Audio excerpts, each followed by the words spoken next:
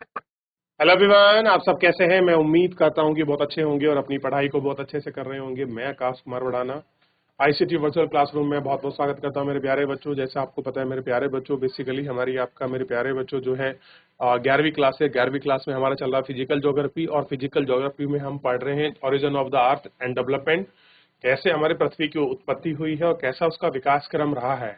क्या पृथ्वी अचानक से एकदम आपके पर्यावरण में बदल गई, पेड़ पौधे, या फिर धीरे धीरे बाप के समय के साथ ये चीजें अब एवोल्यूशन हुआ और उसी के साथ ये चीजें हमको बाप का दिखाई दी। तो हमने बिग बैंग थ्योरी तक अपना कंप्लीट कर लिया था। कुछ हमने फ्लेमिंग बैंड का सिद्धांत पढ़ा, न्यूमोनी का थ्योरी पढ़ी हमने, जेम्स एंड जेफरी ने कैसे उसको एक्सेप्ट किया कि भैया ऐसा कुछ हो रहा था। क्लियर है।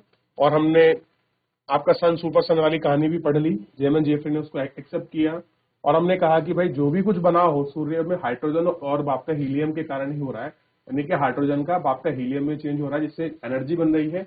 हम उसको कहते हैं नाप के सनलाइन, यानी कि न्यूक्लियर बाप का फ्यूजन के कारण ही क्या हो रहा है, ये सारी चीजें हो रही हैं। जो मेन सोर्स ऑफ एनर्जी है हमारे यूनिवर्स की, वो आपका क्या है, hydrogen change to helium. Clear है, देख लिया, आगे बढ़े। इतना हमने देखा।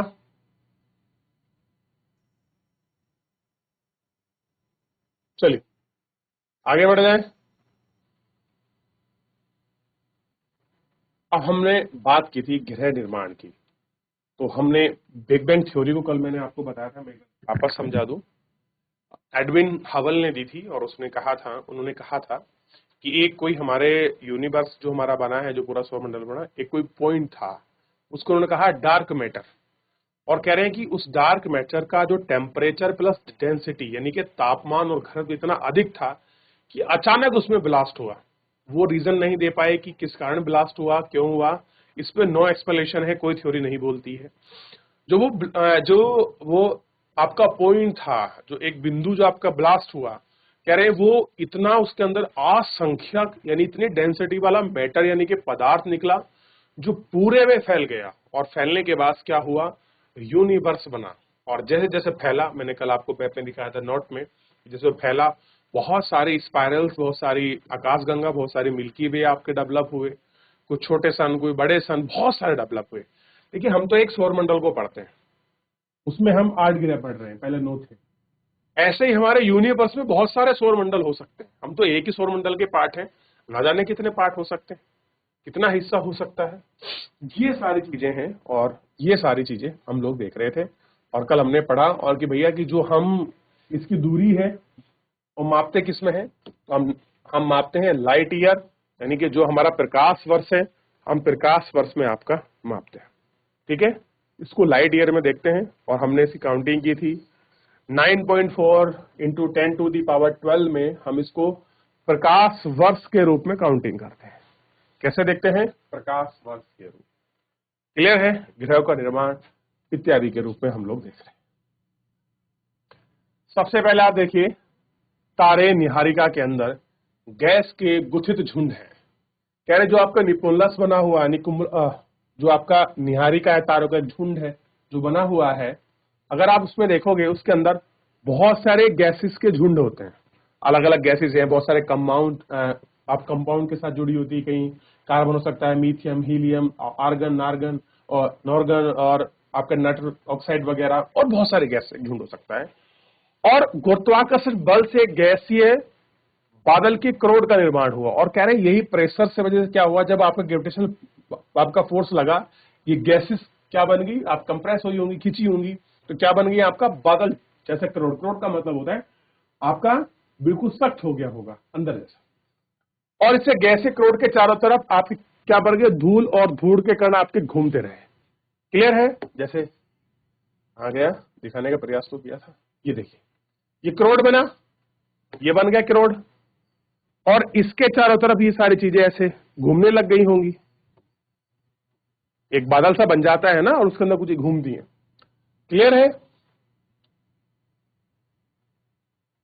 और घूमती हुई एक कैसे हो जाती है, तस्त्री नुमान का रोटिंग डाइस जैसी विकसित होती है। अगली अगर अवस्था की बात करें तो गैसीय बादल का संगठन आरंभ हुआ। जो गैसीय स्ट्रक्चर फॉर्म है वो चेंज हो रहा है। कैसे हो रहा है, हम देखते हैं जो क्रोड है, वो क्रोड को ढकने वाला जो मैटर आया, जो क्रोड आपका ढक पा रहा था, जो पदार्थ वो बला और छोटे कोयले के रूप में विकसित हुआ कि छोटे छोटे जो आपके बोल्स हैं वो हमको मिले और उस रूप में वो आपका डेवलपमेंट होकर हमको मिला। क्लियर है? अब हम बात करेंगे छोटे गोले संयोजक जो अणु के रूप में आपसी आकर्षण करते हैं और अणु हैं और जो आपके विकसित हो रहे हैं संगठन है, ये सारी चीजें कैसे हो रही हैं इनको देखेंगे। जैसे बड़े पिंड बनने शुरू हुए और गुरुत्वाकर्षण बल के परिमाण स्वरूप आपस में जुड़े और धीरे धीरे क्रोड जैसे बने, गैसेस फॉर्म में घूमे और धीरे धीरे ग्रेविटेशन फोर्स के कारण वो पास आ गए और एक दूसरे के साथ जुड़ गए और छोटे छोटे असंख्यक पिंड अधिक संख्या में जुड़कर ग्रहणु यानी कि बहुत सारा बारीक बारीक पदार्थ मिलकर एक बड़ा सा मैटर बना लेते हैं। और ऐसे होता है आप देखते हैं। तो और अंतिम अवस्था में इन छोटे ग्रहणु का संवर्धित होने पर कुछ बड़े पिंड बने। और ये तो मैं कह रहा हूं कि ये कुछ बातें इनका बड़ा पिंड बन गया और दिस इज कॉल्ड इज क्या बना, बताइए आप मुझे। सेलेनाइड्स बने, आपके जो ग्रह है वो बन गए। चलिए देख लिया। तो भाई ऐसे कुछ करके हुआ होगा छोटे छोटे चीजें, ठीक। अब मैं थोड़ा सा समझाऊं आपको, चलिए यहां समझा देता हूं। ये बिंदु है और इसमें हुआ ब्लास्ट और ब्लास्ट होने की वजह से ऐसे कुछ करके बहुत बड़ा यूनिवर्स आपका बन गया। अब क्या हुआ, जो पॉइंट आपके छोटे छोटे थे, बहुत बारीक बारीक पॉइंट थे, थोड़ा मार्कर छोटा कर लूंगा आप तभी समझोगे। अब ये क्या थे, बहुत छोटे छोटे पॉइंट थे। मान लीजिए ये पॉइंट था, अब इनके साथ पॉइंट मिल के अब यहाँ धूल के कण थे, तो वो कैसे जमे, बादल फॉर्म में, और गैसेस ये आपकी घूमने लग गए इस तरीके से। और जब ये घूम रहे थे, जैसे कोई चीज यहाँ घूमनी शुरू हुई और उसके ग्रेविटेशनल फोर्स के कारण और चीज उसके पास में लगी, तो ऐसे घूमते घूमते ठीक एक प्लेन सीट के ऊपर दस्तरी नुमा जैसे घूम जाता है गोल गोल, बहुत सारा पदार्थ जुड़ा, एडोन हुआ और फिर बना आपका प्लैनेट, फिर बने ग्रह। ठीक, ये आपको ध्यान रखना था। अब हम बात करते हैं हमारे सौर मंडल की। यह एक चीज आपको क्लियर होनी चाहिए, ब्रह्मांड के अंदर बहुत सारे सौर मंडल, बहुत सारे आपके सौर मंडल हो सकते हैं। यानी कि हमारे सौर मंडल जो है, इस जैसे सौर मंडल बहुत सारे हमारे ब्रह्मांड, हमारे यूनिवर्स में हो सकते हैं। क्लियर है? ये आपको क्लियर होना चाहिए। हमारे सौर मंडल में 8 ग्रह हैं। कितने हैं? 8 ग्रह। अगर नहीं पता हो तो भैया काउंटिंग लिख लेना। न्यारिका यानी कि फ्लेमिंग बिल्डा जैसे हमें सौर मंडल का जनक माना जाता है। आपने न्यारिका थ्योरी अभी पढ़ी है, कैसे पढ़ी है आपको ध्यान आना चाहिए वापस। चलिए चल लेते हैं वापस एडम हबल के पास आगे। निहारिका परिकल्पना, ठीक, जहां ग्रह एक अवस्था में थे, नजदीक से तारा गुजरा और वो कुछ खींच के ले गया मैटर। क्लियर है? उसकी बात कर रहे हैं। क्लियर है? निहारिका बेल्ट। तो कह रहे हैं कि सौर मंडल का जनक माना जाता है। और अब ये थ्योरी सन और सुपर सन को भी आपको रेक्टिफाई करती थी। कह रहे हैं कि उसके ध्वस्त होने के कारण करोड़ में बनने की शुरुआत हुई और 5 से 5.6 अरब वर्ष पहले, समय को भी ध्यान दीजिए, एक दिन में नहीं बना, 5 से लगभग ऑन एवरेज 6 अरब वर्ष पहले ये काम शुरू हुआ। ग्रह लगभग 4.6 से लेके 4.56 अरब वर्ष पहले बने, यानी कि इनके तो बहुत बाद में शुरू हुआ ग्रह बनने का काम। हमारे सौर मंडल में सूर्य, ये भी क्या है? एक स्टार है, ध्यान दीजिए। Sun is a star of universe. ये क्या है? एक यूनिवर्स का तारा है सूर्य, बस ये हमारे पास है, चमकता ज्यादा है तो हम उसको सन कहते हैं। 8 ग्रह, 63 उपग्रह, कुछ छोटे पिंड, कॉमेट्स और एस्ट्रॉइड्स भी हैं, कुछ ऐसे धूमकेतु जिनको हम कहते हैं, ठीक है, और क्षुद्र ग्रह जो एस्ट्रॉइड्स होते हैं, और बृहद आपके। तो आप देखेंगे कुछ ग्रह के टुकड़े हैं, क्लियर है, कुछ आपके स्वतंत्र जो आपके पत्थर है वो आपके यूनिवर्स में घूम रहे हैं, कुछ टुकड़े हैं मलबे के, कुछ धूल है, कुछ गैस कण है। इस तरीके से ये सारी चीजें क्या है, यूनिवर्स में आज भी कंटिन्यू आप क्या है, वो मूविंग सर्कुलेशन में। वैसे है वो आपका प्रॉपरली मूविंग सर्कुलेशन में आपका वर्क करता है। आगे बढ़े। इन 8 ग्रहों में अब आप जो 8 प्लेनेट हैं आप थोड़ा उनका ध्यान रखिए। बुध, शुक्र, पृथ्वी, मंगल, ये भीतरी ग्रह हैं। ये क्या है, इंटरनल बाप के क्या है, प्लेनेट्स है, क्योंकि ये सूर्य के बहुत पास में भी, क्योंकि ये सूर्य के क्षुद्र ग्रह की पट्टी के बीच स्थित हैं। सन की जो आपका क्षुद्र ग्रह है, जो उसके टुकड़े हैं, उनकी पट्टियों के बीच स्थित है। अन्य 4 ग्रह भारी ग्रह में कहा, जो आउटर प्लेनेट्स हैं कहलाते हैं। और ये 4 ग्रह को हम पार्थिव ग्रह, क्लियर है, क्या कहते हैं, पार्थिव। टेरेस्ट्रियल ग्रह भी कहते हैं। क्या कहते हैं, टेरेस्ट्रियल ग्रह, पार्थिव ग्रह। इसका अर्थ है कि ये ग्रह पृथ्वी की भांति ही शैल और धातु के बने हैं, कोई अंतर नहीं है। जिस तरह से जो भी रॉक्स होगी, जो भी मैटर है, सेम मैटर सेम कंटेंट से बने हैं। अपेक्षाकृत डेंसिटी वाले ग्रह हैं। कैसे हैं कि इनकी जो डेंसिटी है, जो इनका घनत्व, वो कैसा है, इन चारों ग्रह से बहुत ज्यादा है। 4 ग्रह में बने विशाल ग्रह जैसे जोवियन कहलाया, जिसका अर्थ होता है बृहस्पति यानी कि जुपिटर की तरह है। अधिकतर पार्थिव ग्रह, क्लियर हो गया, जो हमारे आपका टेरेस्ट्रियल है, वो क्या है, हाइड्रोजन और हीलियम से बने सघन एटमॉस्फेयर, यानी कि अगर आप जुपिटर के लैंड पे जाओगे तो वहां आपको हाइड्रोजन मिलेगी और हीलियम मिलेगी, ऑक्सीजन केवल अर्थ पे ही मिलती है।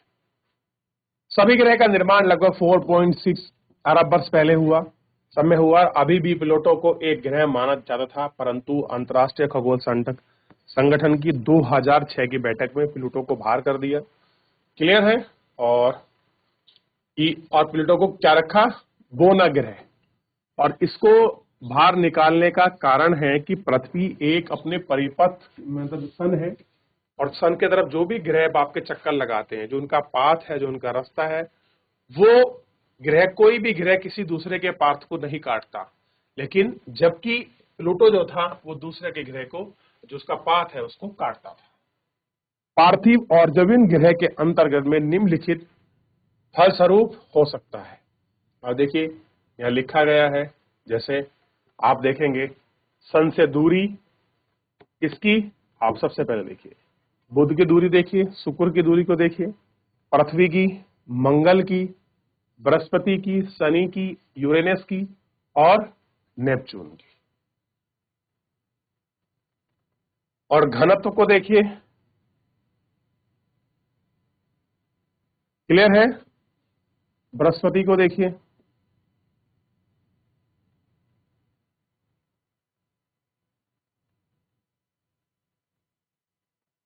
ठीक है। और उनके उपग्रह, बुध का कोई उपग्रह नहीं है, शुक्र का नहीं है, पृथ्वी का एक जानते हैं चंद्रमा, मंगल के 2, बृहस्पति के 53 और शनि के भी 53, यूरेनस के 28, क्लियर है।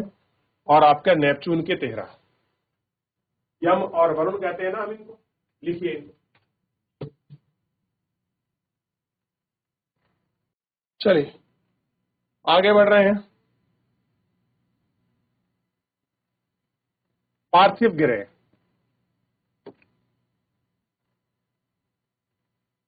पार्थिव ग्रह जनक तारे के बहुत समीप होते हैं, यानी कि जो पार्थिव ग्रह है जिससे वो बने हैं, जिससे ग्रह वो बने हैं, जो उसका नेटिव है, उसके बहुत समीप बनते हैं, जहां अत्यधिक टेम्परेचर यानी कि तापमान और गैस संघनित नहीं हो पाती। अगर टेम्परेचर है तो फिर गैस संघनित कहां हो पाएगी, टेम्परेचर है तो गर्म कर देगी, हवा मूव कर जाएगी।